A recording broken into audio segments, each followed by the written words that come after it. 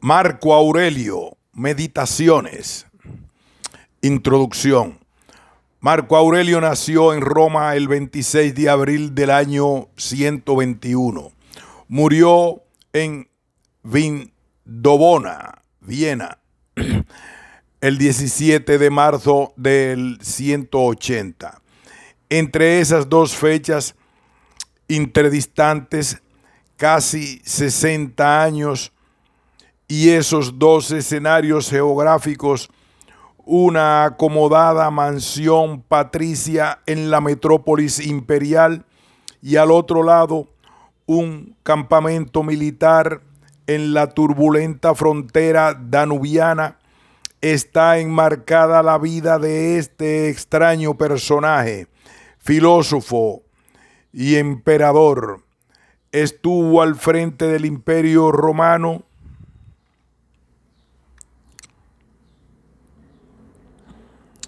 Estuvo al frente del Imperio Romano 20 años y fue un gran gobernante, el último emperador de lo que historiadores próximos consideraron como la edad de oro del imperio. Sus apuntes personales, las meditaciones, están escritos a lo largo de sus últimos años de vida. Estas notas filosóficas adquieren su dimensión dramática definitiva referidas a su trasfondo biográfico. La coherencia entre su conducta y sus reflexiones confirma la magnanimidad personal de Marco Aurelio, que fue, según Herodiano, el único de los emperadores que dio fe de su filosofía, no con palabras ni con afirmaciones teóricas de sus creencias, sino con su carácter digno y su virtuosa conducta. El papel histórico del rey filósofo, o más sencillamente el filósofo con actuación política, es arriesgado por la tensión perenne entre las urgencias de la praxis concreta y la abstracta ética filosófica. En el mundo romano podemos encontrar dos figuras políticas interesantes desde esta perspectiva. La del estoico Séneca, ambiguo y retórico, y la de este estoico emperador, cuyo rasgo distintivo es, como Puech afirma, la sinceridad. Todo esto justifica que durante el uso tradicional anotemos los datos más notables de su biografía, precediendo al estudio de sus escritos.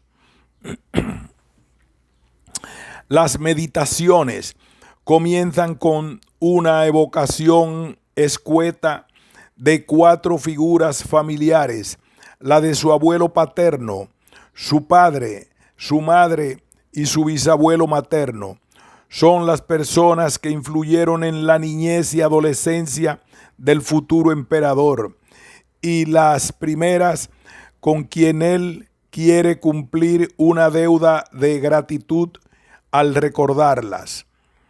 La más lejana de ellas es la de su padre, que murió cuando él tenía unos 10 años. Por eso alude a la fama y la memoria dejadas por mi progenitor, y menciona de él el sentido de la discreción y la hombría. Su abuelo, M. Anio Vero, que seguramente trató de suplir con sus atenciones tal ausencia, era un personaje importante en la política de la época. Fue prefecto de Roma del 121 al 126 y cónsul en 3 ocasiones. De él destaca Marco Aurelio el buen carácter y la serenidad, rasgos amables en un político y en un abuelo. Marco Aurelio traza un emotivo recuerdo de su madre piadosa, generosa y sencilla en sus hábitos cotidianos, una gran señora romana, dedicada en su viudedad a la educación de sus hijos. Aunque nos dice de ella que murió joven, Dominica Lucila debía tener unos 50 años cuando murió, entre los años 151 y 161. En la correspondencia de Frontón, este alude varias veces a la madre de Marco Aurelio como dama de gran cultura. En su casa palaciega en el Monte Celio, allí recibió como huésped al famoso orador y benefactor de Atenas, Herodes Ático, y en una de sus visitas a Roma en el 143. Su bisabuelo materno, L. Catilio Severo, ocupó también altos puestos en la administración, gobernador de Siria, procónsul de Asia, 2 veces cónsul y luego prefecto de Roma, cargo del que le depuso Adriano en el 138, tal vez para que no hiciera sombra a Antonino, designado como próximo emperador. L.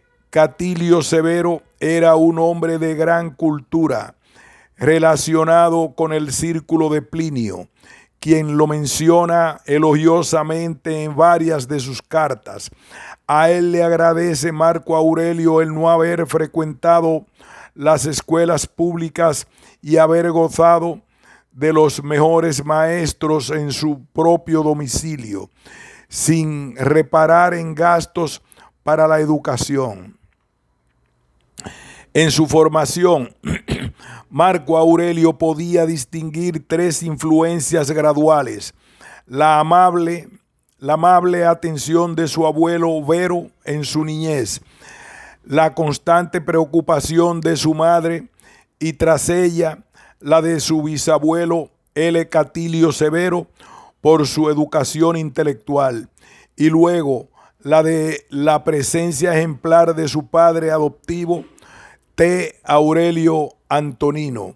Marco Aurelio expresa su admiración sin reservas al dedicarle el capítulo más largo y detallado de sus recuerdos.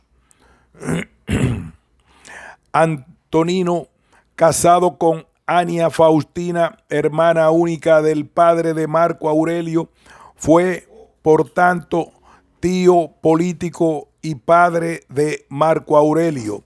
Fue, por tanto, tío político, padre adoptivo desde 138 y suegro desde 145 de su sucesor, y antes colaborador asiduo en el trono imperial.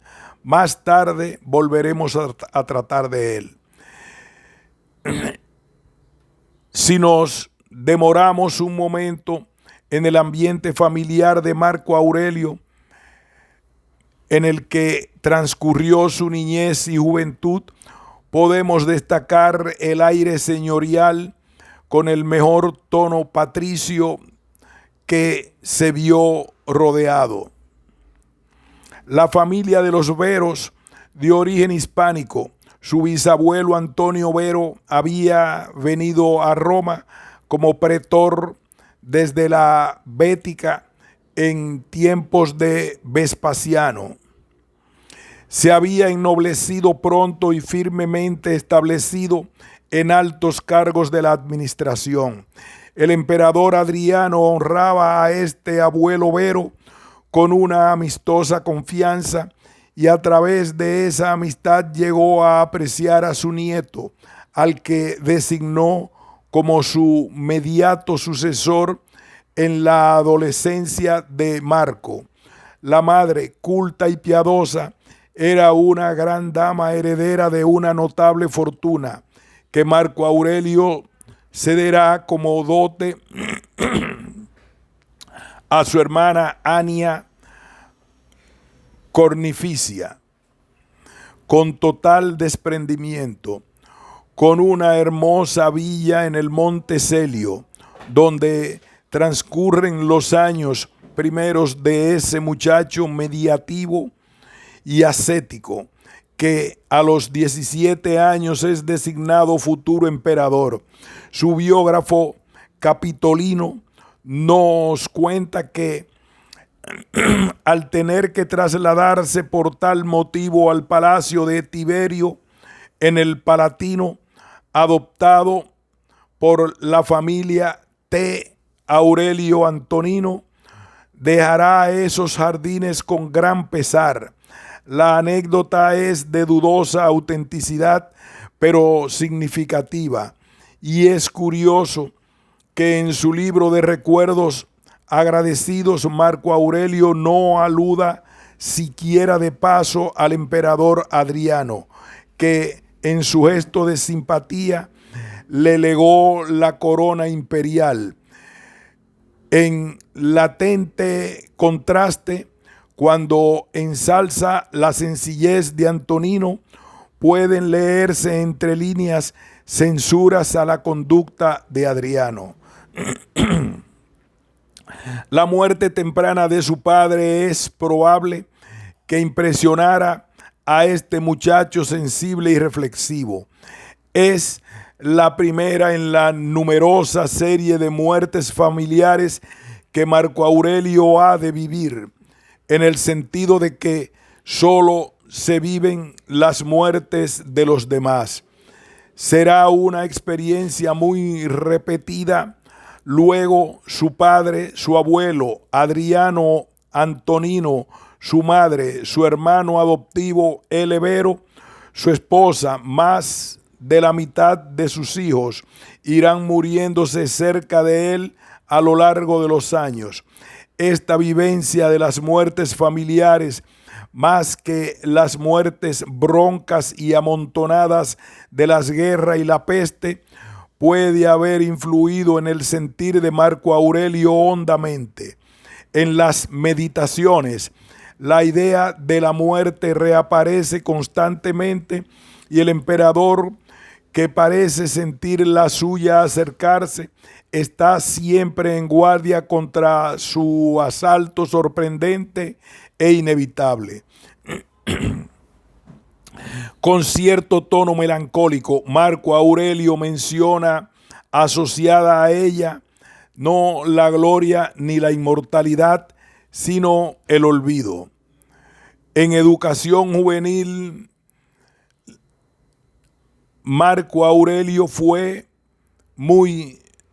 la educación juvenil de Marco Aurelio fue muy esmerada en los mejores maestros particulares.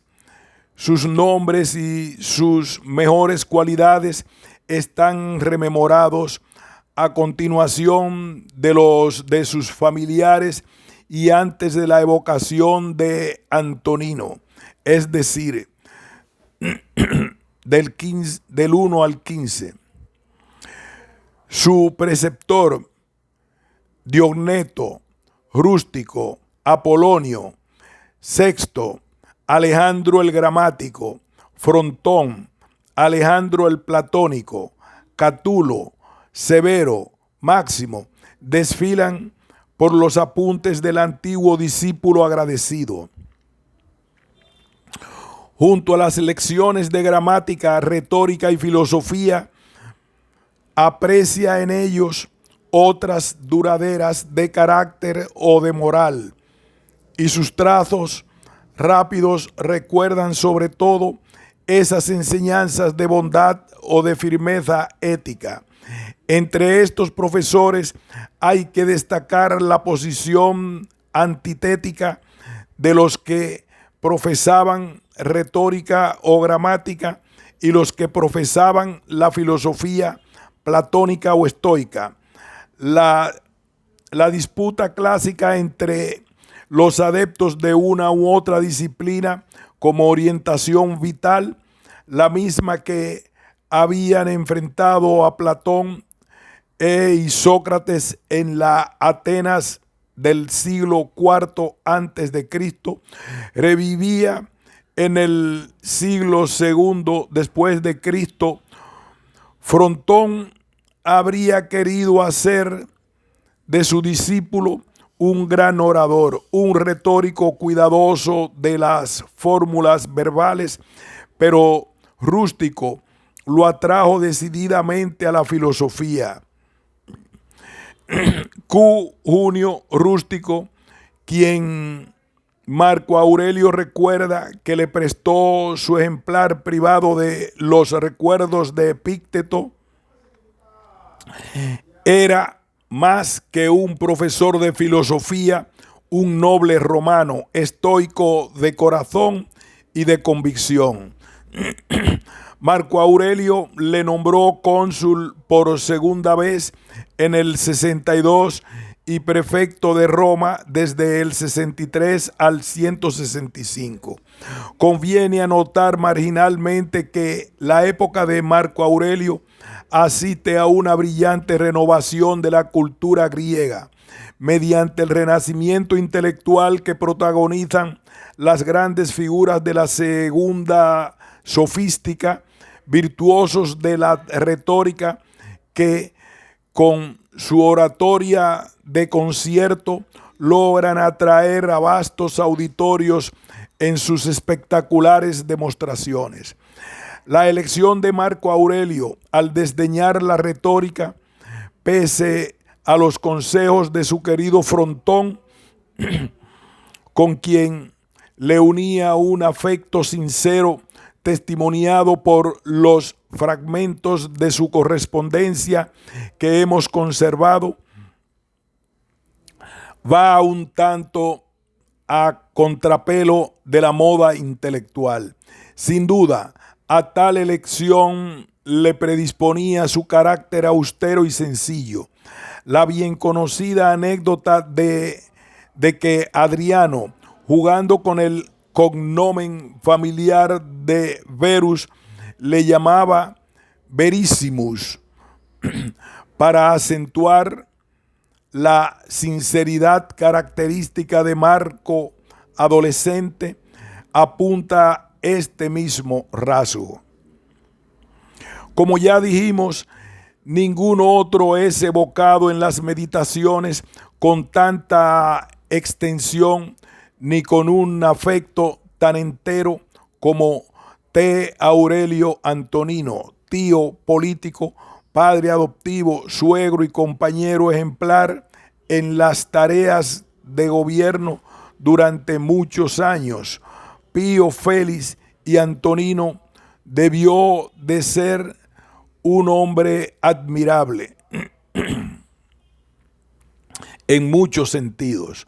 Como administrador diligente del imperio durante 23 años en paz y como persona de carácter humanitario y sencillo, la fama de este emperador, sobre el que casualmente tenemos muy pocos testimonios históricos, nos lo presenta en una imagen favorable.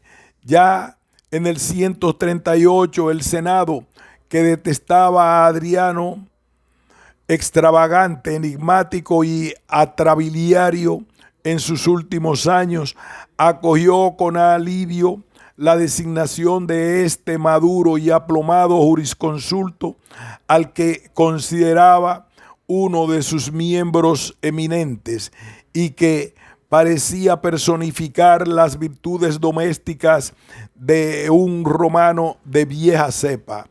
Aunque, como los Veros, los antoninos eran también una familia de origen provinciano de ascensión bastante reciente.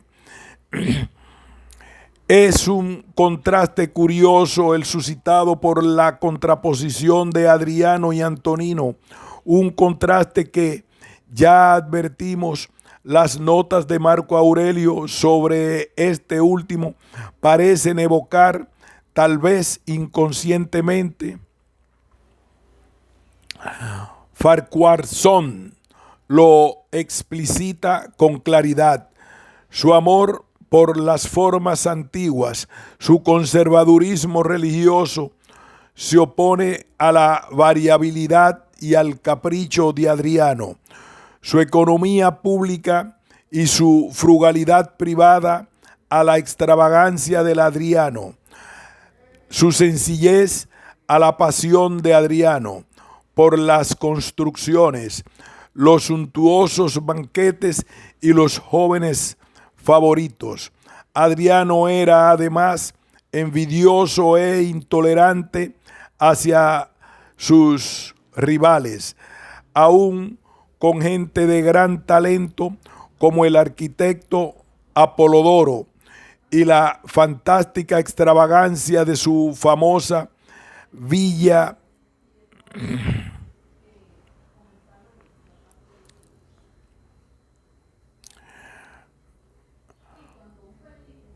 Farquharson lo explicita con claridad. Su amor por las formas antiguas, su conservadurismo religioso, se opone a la variabilidad y al capricho de Adriano. Su economía pública y su frugalidad privada a la extravagancia de Adriano. Su sencillez a la pasión de Adriano por las construcciones, los suntuosos banquetes y los jóvenes favoritos. Adriano era además envidioso e intolerante hacia sus rivales, aún con gente de gran talento como el arquitecto Apolodoro y la fantástica extravagancia de su famosa villa en Tívoli. Puede habérsele ocurrido a Marco Aurelio en el extraño contraste con las anticuadas residencias campestres de Antonino Pío. Cuando leemos acerca del sencillo y práctico caballero campesino, nos acordamos del hombre genial, desazonado, irritable, a menudo, especialmente al final de su vida, infeliz y enfermo Adriano Farquharson. Pero el contraste entre uno y otro lo ofrecía la realidad misma de sus caracteres respectivos.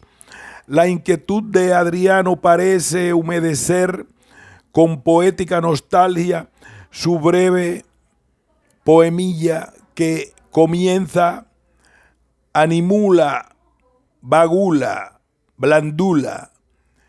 Esos admirables versos en que el tono preciosista no borra la afectividad. Antonino, antes de morir, da la última consigna a la guardia: aquanimitas, una gentil sugerencia a su sucesor, una amable alusión a la doctrina estoica.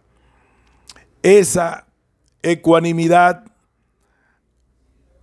parece resumir lema final, la ambición de este emperador pacífico, que no era un intelectual ni un retórico y que tal vez no sentía una desasosegada curiosidad por el fondo metafísico de la existencia. Con su sencillez, su tesón en el trabajo sereno y sin recelos, parco en gestos grandilocuentes y desconocedor de los énfasis militares, Antonino fue para Marco Aurelio un ejemplo viviente del gobernante equitativo con una autoridad firme pero sin rigidez. Cuando Marco Aurelio se da a sí mismo consejos como el de compórtate como un romano o no te conviertas en un César, piensa en su antecesor como modelo. En todo sé un discípulo de Antonino. Una anécdota referida por el biógrafo de Marco Aurelio en la Historia Augusta cuenta que al morir el preceptor de Marco, evocado en el 15, el joven se echó a llorar y ciertos cortesanos lo censuraban. Cuando Antonino les replicó: dejadle ser humano, que ni la filosofía ni el trono son fronteras para el afecto. En las meditaciones se alude a la falta de efectividad de los llamados patricios, junto a la hipocresía que rodea al tirano. Antonino, como frontón, no ocultaban su humanidad. Como emperador, Antonino se vio favorecido por su talante práctico y austero, pero también por la fortuna que le deparó un largo periodo de tranquilidad, consecuencia en gran parte de las campañas victoriosas de Trajano y de la administración provincial diligente de Adriano. Su carácter piadoso, es decir, atento a las ceremonias religiosas, no se vio enfrentado a trances apurados o catastróficos. La suerte de su sucesor sería muy diferente. En 161, a la muerte de Antonino, Marco Aurelio heredó el cargo de emperador. Así estaba previsto desde mucho atrás, por obra y gracia de Adriano. Ahora tomó el nombre de Marcus Aurelius Antoninus, definitivamente. Tenía 40 años. Había ocupado las más altas magistraturas. Aquel año desempeñaba su tercer consulado. Como su antecesor, no había luchado por el poder, pero había tenido tiempo para acostumbrarse a la vocación del emperador, si no le ilusionaba al principio. Aquel año, su esposa Faustina dio a luz una hermosa pareja de gemelos, uno de los cuales moriría a los pocos años. El otro, el único varón superviviente de su descendencia, sería el sucesor de Marco Aurelio. Cómodo, una calamidad para el futuro del imperio. El primer acto importante del emperador fue asociar como colega en el trono con sus mismos títulos a Lucio Aurelio Vero. Este emperador, unos 10 años más joven que él, era hijo de L. Seionio Cómodo, el malogrado César que Adriano designara en el 138 como candidato al trono. Luego Antonino había adoptado al joven Lucio junto con Marco Aurelio. Con su generoso gesto, Marco Aurelio entronizaba a su hermano adoptivo, eliminando un posible pretendiente rival al trono. La manera más habitual de tales eliminaciones era otra más drástica que no iban a bien con el carácter de Marco Aurelio. Los historiadores han discutido la oportunidad de ese nombramiento dictado por la política y tal vez por el afecto.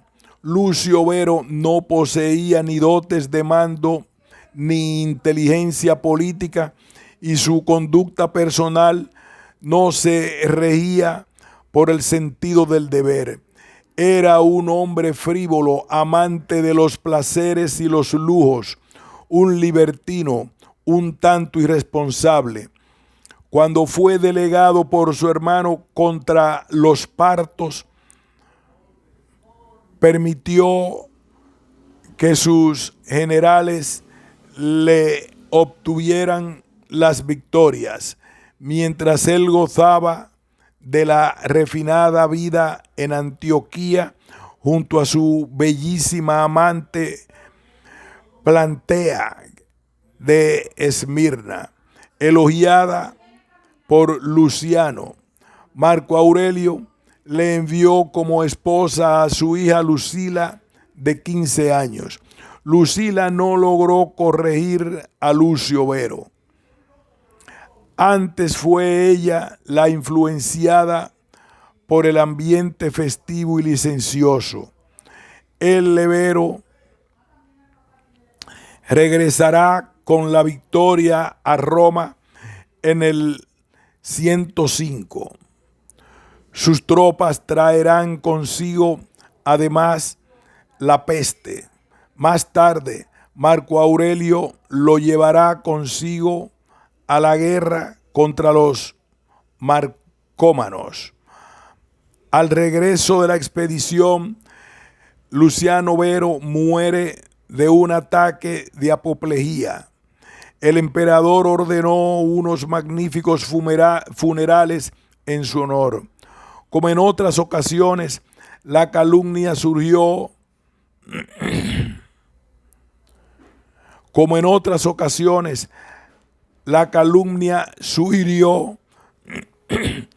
que había sido envenenado por sus familiares, y es probable que esta muerte también le afectara de verdad.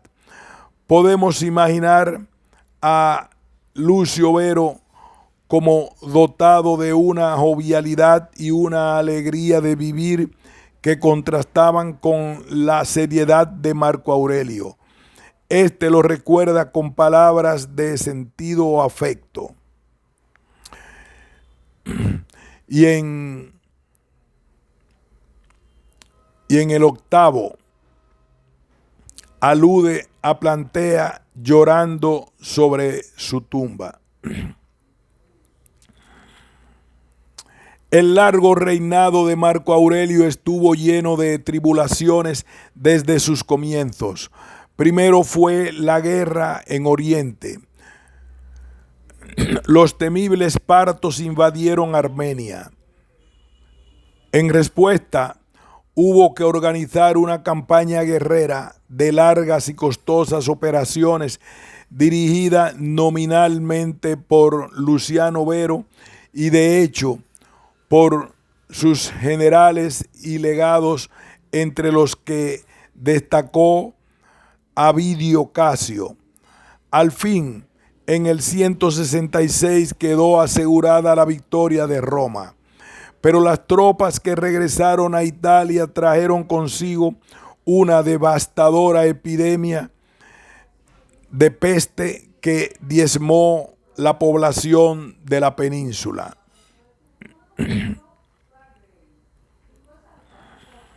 Luego, los bárbaros del limes danubiano, inquietos ya desde años atrás, invadieron la Retia, la Nórica y la Panonia, y llegaron amenazadores a las puertas mismas de Aquilea. Los dos emperadores levan un ejército y parten hacia el norte. La situación económica es crítica y Marco Aurelio se ve obligado a condonar impuestos y a vender todos los objetos de lujo de su propiedad, los tesoros del palacio imperial, en pública subasta, para hacer frente a los gastos de la campaña. Una interesante anécdota referida por Dion Casio nos informa de la conciencia y el valor de Marco Aurelio en situaciones críticas. Cuando sus soldados, tras la dura victoria sobre los marcómanos, en el 168 le reclaman un aumento de sus haberes, se lo negó con estas palabras: todo lo que recibáis sobre vuestras soldada regular es a costa de la sangre de vuestros padres y vuestros parientes. En cuanto al poder imperial, solo Dios puede decidir. La última frase alude a los peligros de una negativa como la que expresaba ante el ejército. Al regresar a Roma en el 169, muere repentinamente Luciano Vero. De nuevo, los bárbaros del nordeste invaden las fronteras y Marco Aurelio debe emprender una guerra a fondo contra esas tribus belicosas, contra los marcómanos, los cuados, los sármatas y los yáciges. Combates interminables en 2 largos periodos. Ocupan a Marco Aurelio, de natural sedentario y pacífico, convertido por las urgencias del mando en un emperador viajero y militar. Entre largos meses en el Danubio y cortas visitas a Roma, a su familia, Marco Aurelio envejece. De salud enfermiza, toma pequeñas dosis de opio para calmar sus dolores más fuertes. Avanza al frente de sus ejércitos por esas comarcas boscosas y frías, entre el légamo amarillento y la neblina gris, costeando el largo río contra las hordas de unos enemigos que parecen multiplicarse y desaparecer como en una pesadilla. Cuando en el 175 parece haber obtenido la victoria, mientras trata de organizar las nuevas provincias de Marcomania y Sarmacia, llega de Oriente una terrible noticia. Avidio Casio se ha proclamado emperador en Siria. Por fortuna para Marco Aurelio, que se preparaba a combatirle, sus propios soldados asesinaron a este duro y ambicioso soldado a los 3 meses de su rebelión y le trajeron la cabeza del usurpador.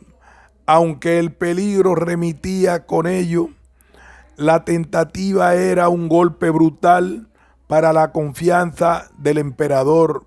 Marco Aurelio perdona a los conjurados y prefiere silenciar los nombres de los comprometidos en ese complot, ordenando destruir las pruebas del mismo. Se dirige a Oriente, visitando Antioquía, Alejandría y llegando hasta Tarso.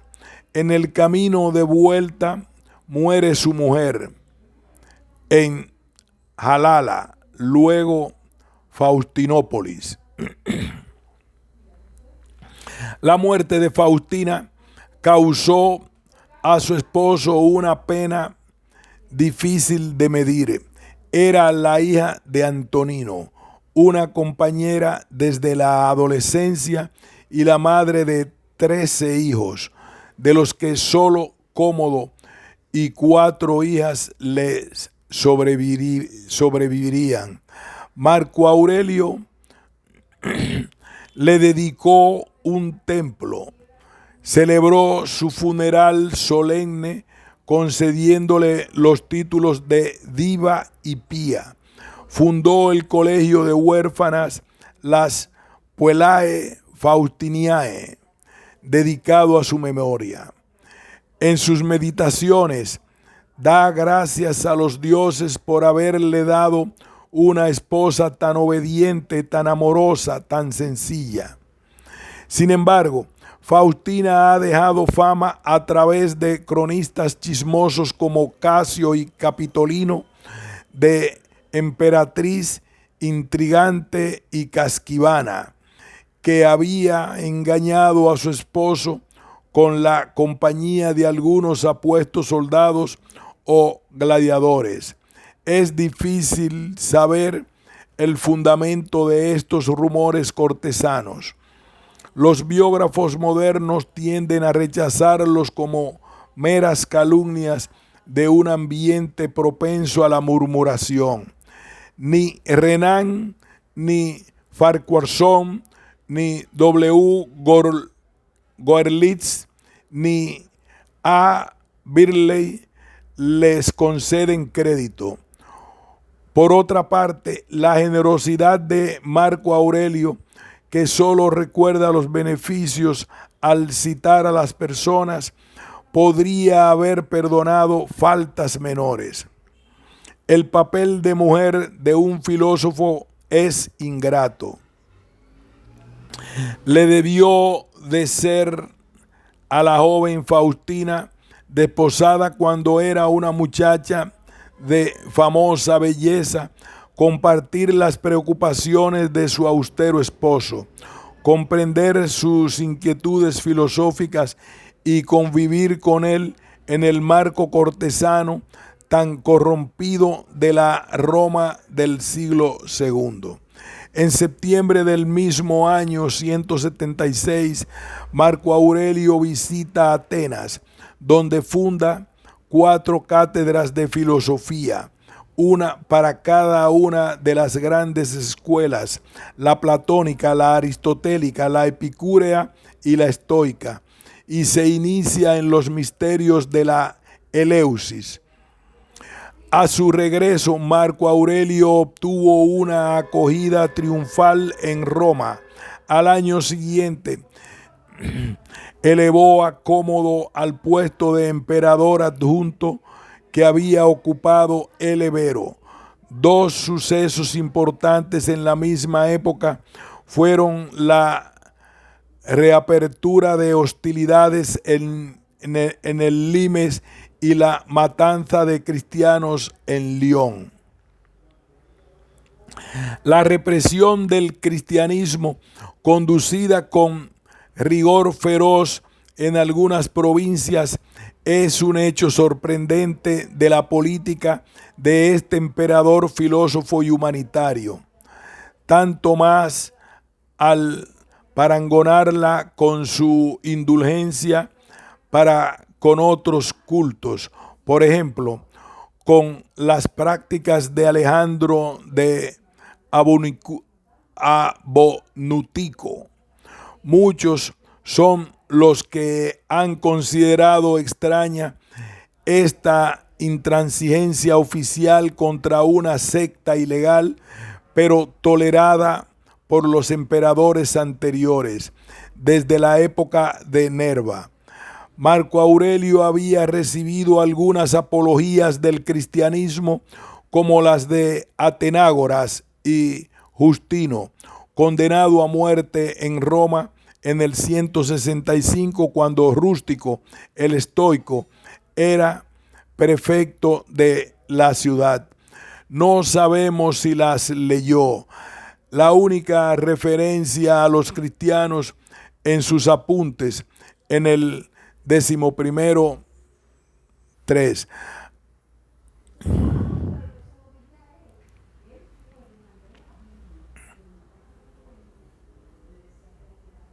La única referencia a los cristianos en sus apuntes, pero defendida como cita auténtica por Farquharson, habla de su desprecio de la muerte por mera obstinación.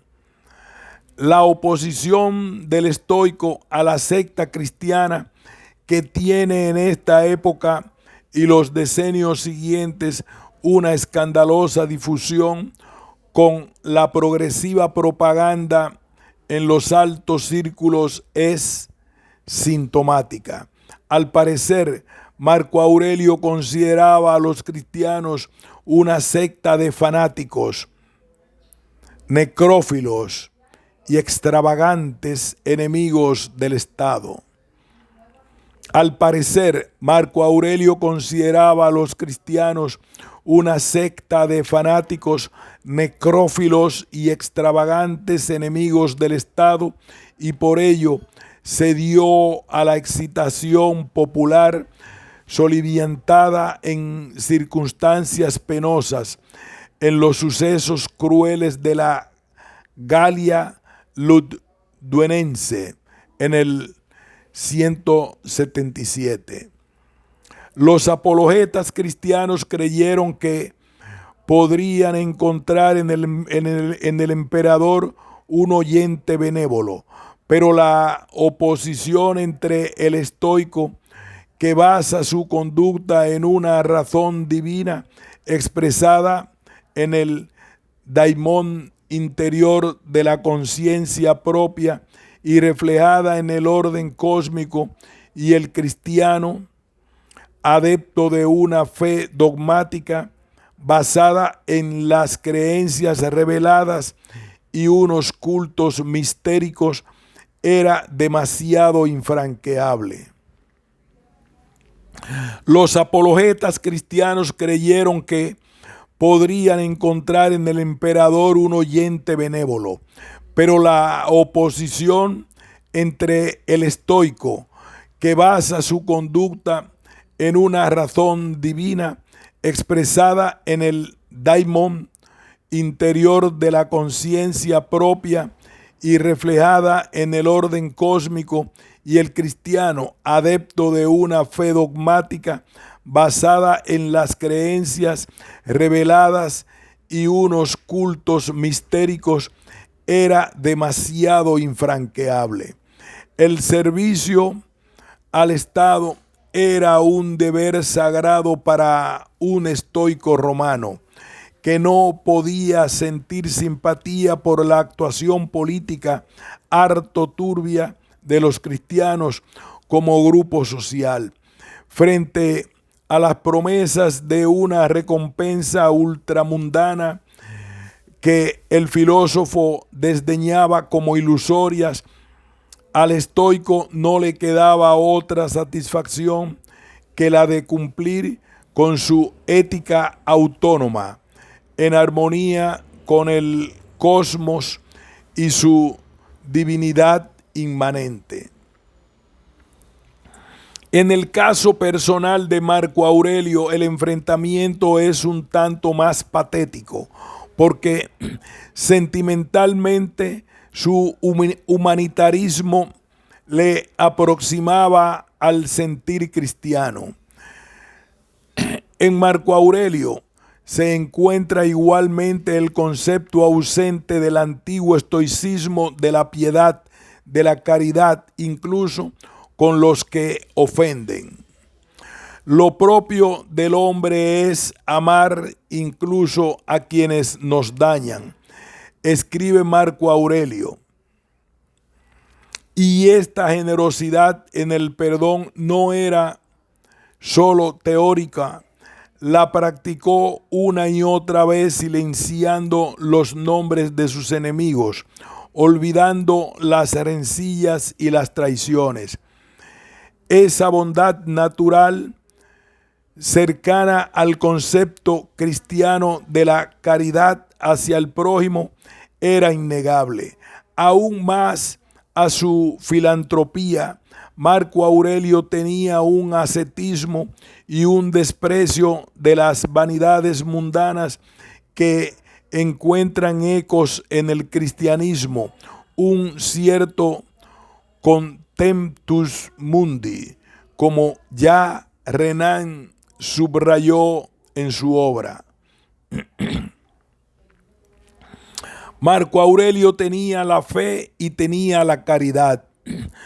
Lo que le faltaba era la esperanza, escribió Hugh Wilanowitz sagazmente. Una frase que conviene matizar. A Marco Aurelio tenía la fe y tenía la caridad. Lo que le faltaba era la esperanza. Escribió Hugh Willamowitz sagazmente una frase que conviene matizar. La fe del estoico es racionalista y su caridad gratuita. Pero, desde luego, la falta de esperanza es un rasgo definitivo en la contraposición. Por un lado, esa resignación desesperada es característica de la época última del estoicismo y puede responder a ciertos motivos ideológicos bien detectados por G. Puente en su libro sobre el tema. Frente a la confiada actitud de los mártires cristianos en una recompensa ultraterrena en el que se compensarían con creces las injusticias de este mundo y donde se patentizaría la justicia divina, el estoicismo no tenía nada que ofrecer, salvo su ideal del sabio feliz en su autarquía apática, inquebrantable ante los golpes de la fortuna, como el peñasco ante los embates del mar, un ideal aristocrático, egoísta y frío. En el conflicto entre el estoicismo racionalista y las nuevas religiones mistéricas, con sus evangélicas promesas, con sus dioses compasivos, aquel tenía perdida la partida.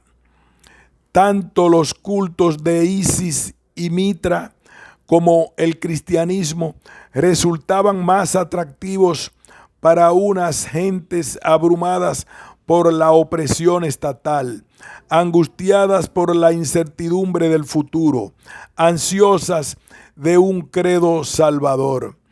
El reinado de Marco Aurelio cae al comienzo de esta época que el profesor Dodds ha denominado An Age of Anxiety, una época de angustia, según el traductor de su libro. En Marco Aurelio, la resignación estoica asume un tono personal íntimo y se vela de melancolía. No solo es desesperanza y metafísica, sino desesperanza en la sociedad y en la historia. No espera nada del futuro. Todo se repita y pasa al olvido. No confía en la gloria ni en la inmortalidad personal. Frente al dogma estoico de que el cosmos está regido providencialmente por la razón divina, atenta al bien del conjunto, una idea optimista que, como Rotzefef indica, convenía a la ideología del totalitarismo oficial. Esa desesperanza en el futuro del individuo no deja de ser amarga decepción. En el 178 traslada de nuevo al frente. En el 178 se traslada de nuevo al frente del Danubio. Se repiten las marchas, los combates, las victorias cruentas y al fin, en marzo del 180, la peste da muerte al emperador tras 7 días de agonía.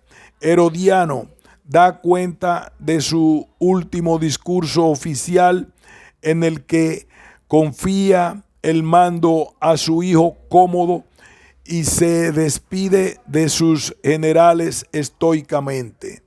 Poco más tarde, Cómodo, hastiado de la guerra, firmará con los bárbaros una paz vergonzante y regresará a Roma para escandalizar al Senado con sus caprichos y excesos.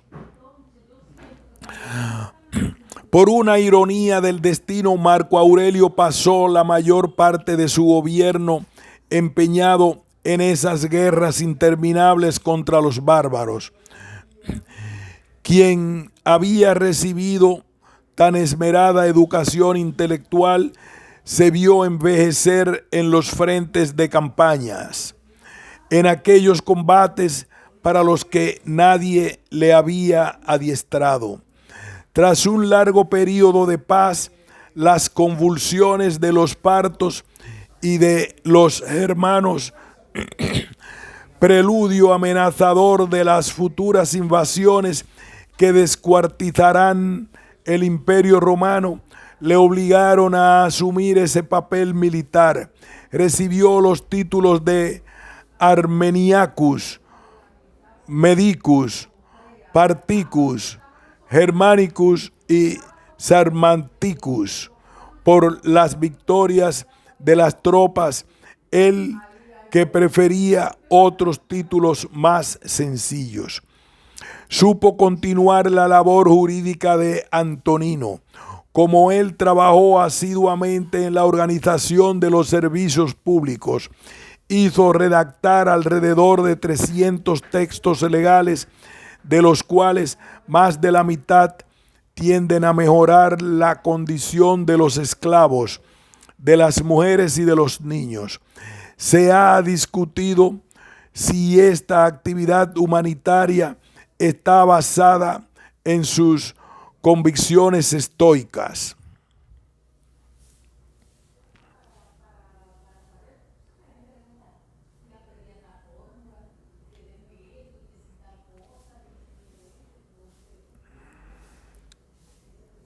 O si más bien se debe a razones pragmáticas. Supo continuar la labor jurídica de Antonino. Como él trabajó asiduamente en la organización de los servicios públicos, hizo redactar alrededor de 300 textos legales, de los cuales más de la mitad tienden a mejorar la condición de los esclavos, de las mujeres y de los niños. Se ha discutido si esta actividad humanitaria está basada en sus convicciones estoicas.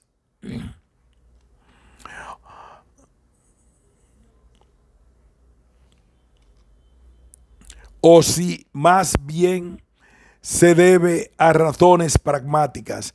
En todo caso, si Marco Aurelio renunciaba a la utopía platónica como algo imposible, se preocupó por mejorar poco a poco la condición de sus súbditos más necesitados. En algunos bustos de varias épocas, en algunos excelentes relieves de su columna y de su arco de triunfo, reliquias de esta construcción hoy destruida, y en su broncínea estatua ecuestre, hoy en la colina del Capitolio, podemos ver la fisonomía del emperador.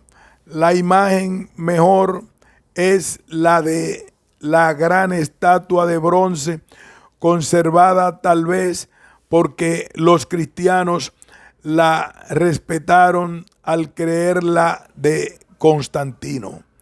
Marco Aurelio avanza con solemnidad, cubierto de su armadura como imperator, con la mano alzada en un gesto dominante y pacificador.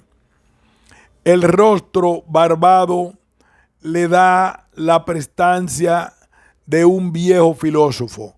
La mirada serena se adivina perdida a lo lejos, sobrepasando la escena inmediata, ensimismado tal vez. Sus presentaciones confirman su actitud y esa voluntad romana y estoica de cumplir con el deber asignado por la divinidad. En su caso, el de luchar por el imperio, amenazado interiormente por su anquilosada estructura social y sus agravadas crisis económicas, y en el exterior por las presiones de los bárbaros. El arte de vivir, escribe Marco Aurelio, se acerca más a la de la lucha que al de la danza. El arte de vivir, escribe Marco Aurelio, se acerca al de la lucha. El arte de vivir, escribe Marco Aurelio, se acerca más al de la lucha que al de la danza. Y esa postura del guerrero digno y noble ante lo que le acontezca, muertes familiares, desastres públicos, engaños e hipocresías, cuadra al personaje.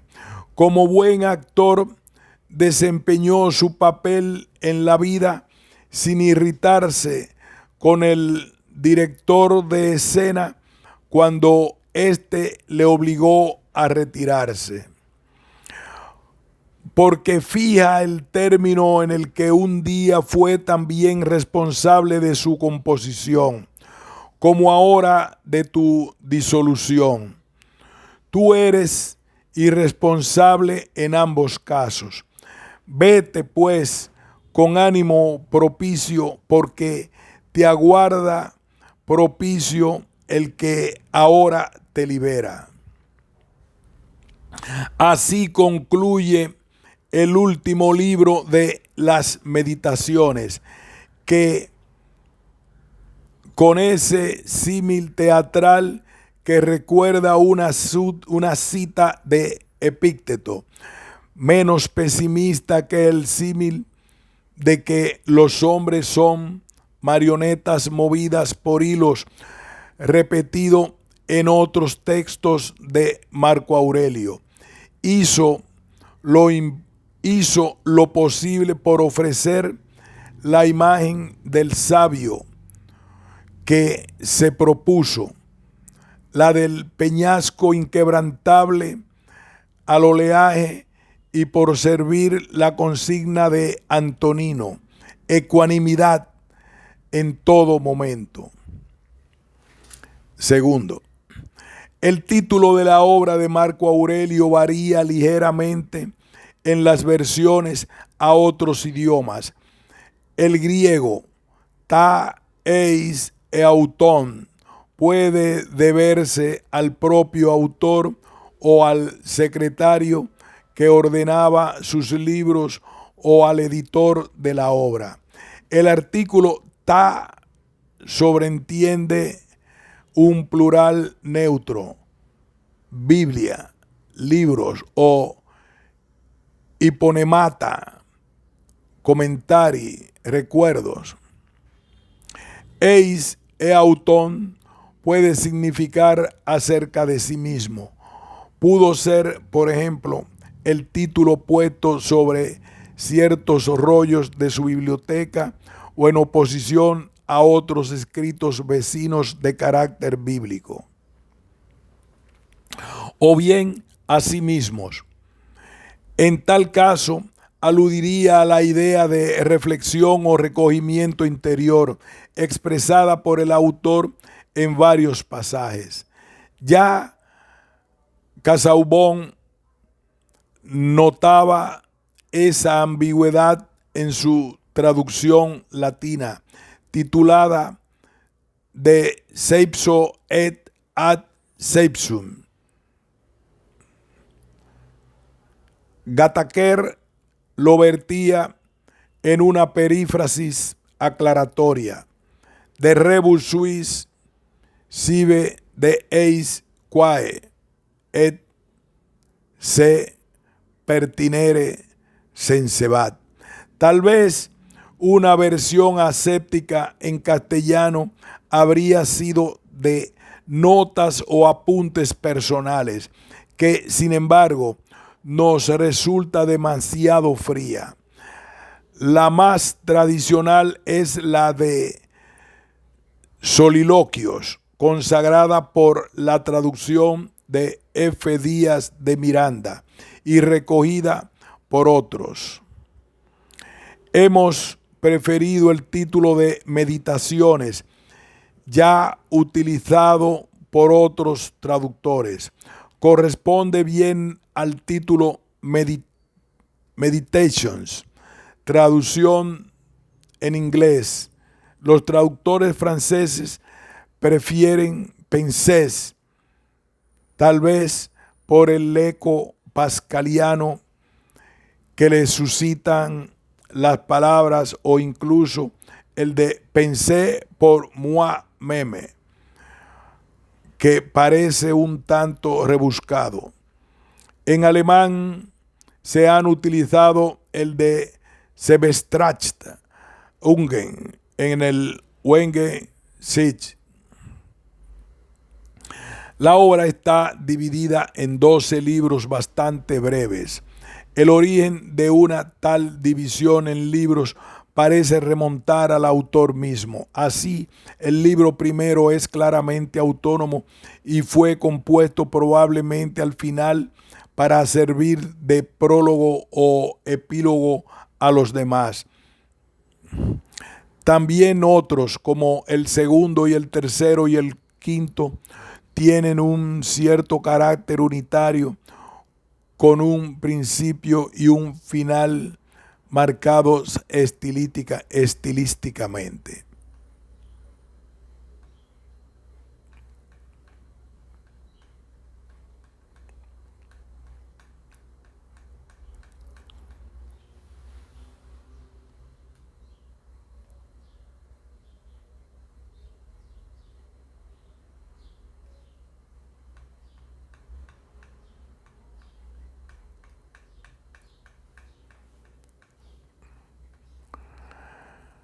Aquí haremos una pausa y continuaremos con los textos de Meditaciones de Marco Aurelio.